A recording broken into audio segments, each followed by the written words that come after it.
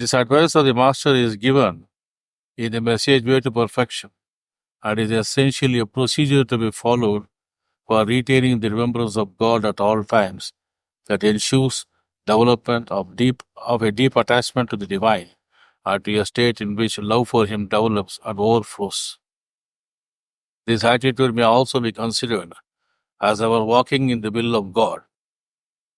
It produces in us a distinctive lifestyle. There will be certain characteristics which will be true of all aspirants in the path, in all places, and in every age. There are abiding qualities about true sadhakas which would make them recognizable by the co-travelers in the path.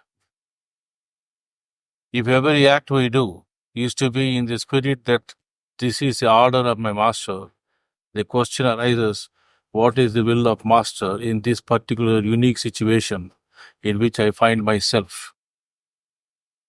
We have to face the issue of the nature of the principles which govern our conduct. How do we discover the will of God when we are faced with a possibly bewildering array of choices? The exposition of the commandments of the Master addresses mainly, then other addresses here, kindly delete that. This question, as we all know, that this is the theme of the several message of the Master is clear to those who are really seeking ways and means of behaving as true aspirants in the path of spirituality. Master states that by treating all our actions as dictates of the divine, here we have put the word we, instead it should be the creation of samskaras ceases. This leads us to the theory of formation of samskaras or the universal law of karma. Karma means not only action, but also the result of an action. Whatever we are going through at the moment is the result of previous actions, not just of this life, but many lives. In short, karma is the sum total of our actions, both in this life and in the preceding ones. Nothing happens by accident or chance actions. Everything happens in regular order, the past, present, and the future being interconnected and interdependent. Cause is effect concealed, and effect is cause revealed. All our actions are due to the various relationships we have developed and are motivated by our ahankara, feeling of me, and mamakara, feeling of mine. We have an ego which tries to control, seeks security and freedom, and is motivated by the desire to have a good health or well-being. The actions and relationships we have are due to past samskaras and karma, in which there is a giving and taking, or runanubandha. In each life, we have mother, father, brothers, sisters, spouse, and children, and so on. We are born in a family as a result of undischarged debts of past lives. Constantly, we are creating accounts, debiting and crediting. We are creating karmic debts with all those with whom we interact. The karmic debts, rina, lead to bondage or attachment or bandhana. These karmic attachments pull us into the wheel of existence again and again. Karma leads to rina and rina leads to karma. It works both ways. If you are given something to somebody in some life, the memory is stored in your causal body. The person will be your debtor in this birth. If you have taken in the past, it will be taken from you in some birth. The causal body stores the memory of all of one's rinanubandhas, of countless births, till all the karma stored in the causal body is burnt away or exhausted. There is no liberation from rebirth. Human life is nothing but a memory of rinanubandha, a story of the countless karma that we make and live through. Every relationship reflects some rinanubandhana. People with whom we have very strong rinanubandhana become our parents, spouse, children, and co-bonds in this life. The memory of karmic debts may be sweet or bitter. Sweet memories of karmic debts lead to a happy relationship, and bitter memories to unhappy relationships. In reality, most of the karmic debts are mixed, a mixture of sweet and bitter memories. That is why most of the relationships are of a mixed nature. I will try to explain briefly two kinds of relationships that are very important: parent-child and love and marriage relationships. Parent and child relationship is very important. This is the easiest way to discharge our karmic debts towards one another. In fact, life itself has Runana Bandhana as its roots. In countless lives, we have had intimate body relationship with many people. Every long-standing relationship leads to a certain deep impression. Any act, when done repeatedly, can become a habit. Every habit leaves impression. These impressions are the samskaras which drive us to act again. That is why we get sexually attracted many times, but we have no more debt or rina with the other person. It just remains as a feeling, thought, fleeting thought, as an impulse only. But if Rinana Bandhana is still there, the attraction results in a relationship. Sometimes, even if the karmic debt is discharged, still the samskaras, impressions of past action, drive us to develop intimate relationship with others. We eventually end up creating a fresh account, a further karmic debt that is not yet visible. In the majority of the sexual attractions, it is only the samskaras and not the actual karmic debts that operate. And if there is any undischarged karmic debt, it results in a relationship of love. When the karmic accounts are settled and there is no more debt, the relationship breaks suddenly. But if the Runana Bandhana is very strong, it results in a long-standing relationship like marriage. The topic of karma and Rina and Rinana Bandhana is a separate subject, and I do not want to dwell on that. Suffice it to say that unless there is a karmic bondage, attachments do not arise, and consequently actions out of attachments also are subject to the law of karma.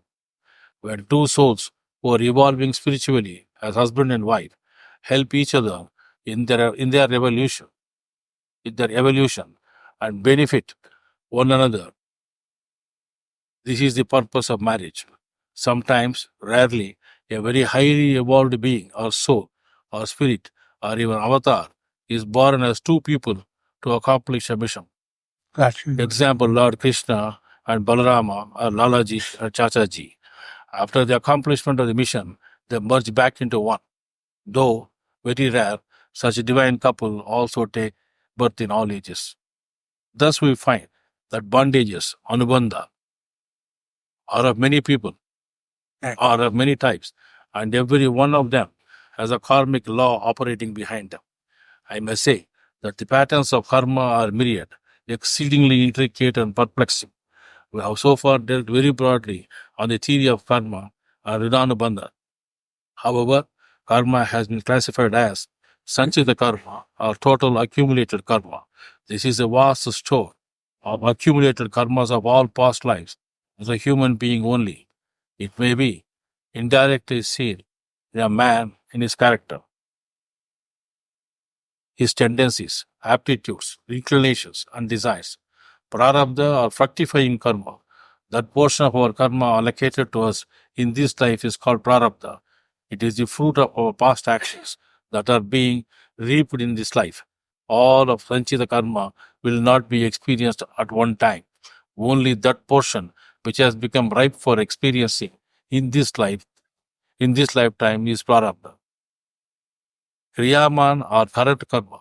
This is the fresh karma that we do in this life. This is the area that man has freedom to determine the course of action. This determines our future lives. This is where the concept of free will comes.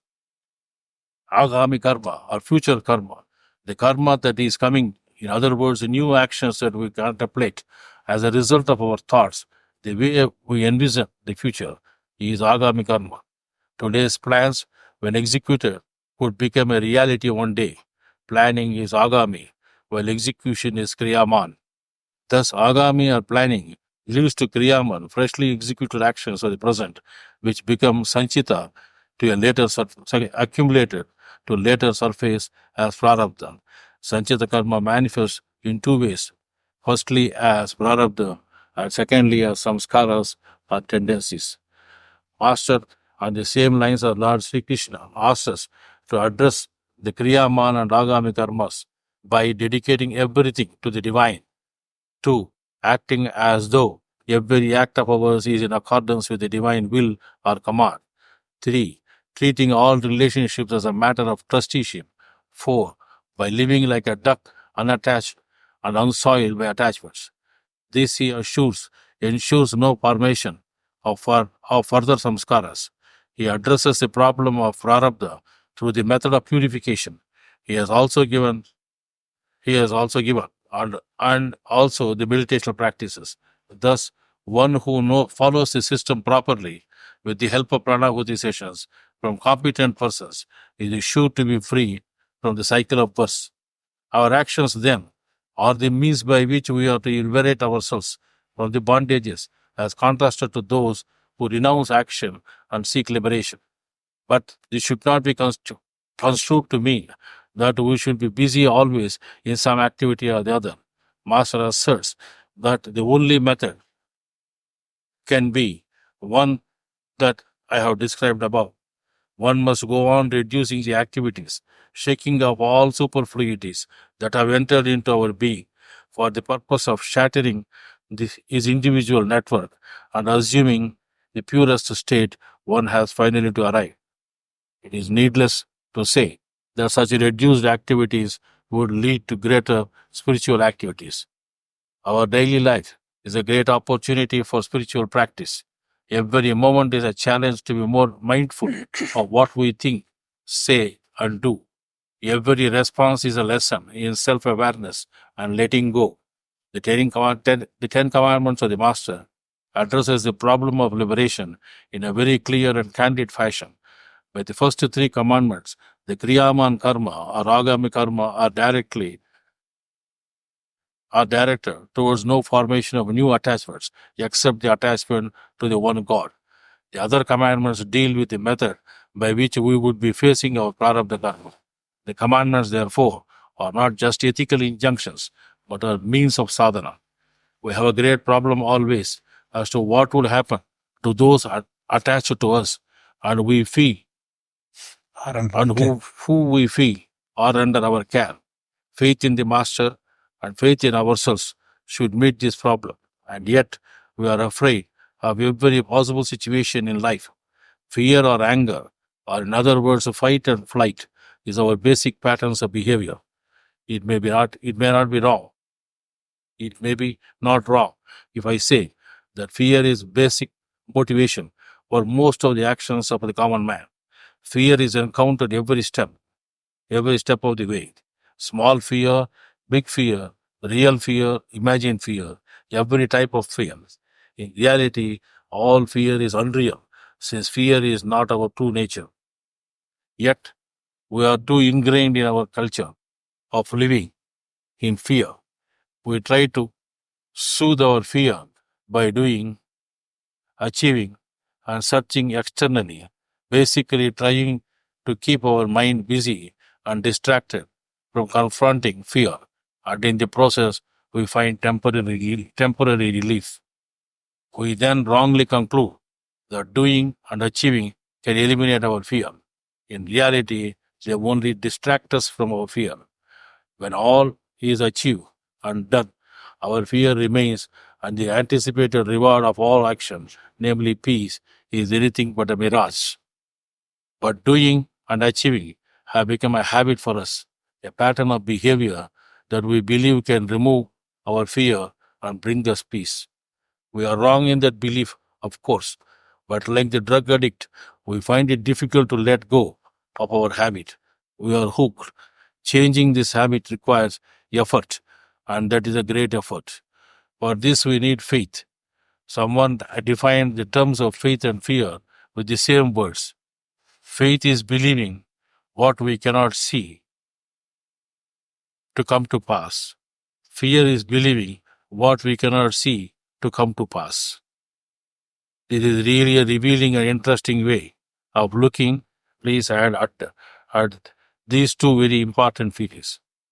We may notice that the difference between these two definitions is the way in which we choose to focus on the subject. If the focus is on something we desire, then it is faith. If instead we choose to focus on what is undesirable, then it becomes fear. What this means is that one, hope is expecting what is desirable to happen. Two, despair is expecting what is undesirable to happen. We therefore have to be very careful what we allow our mind to focus on. This is a very important aspect of our sadhana.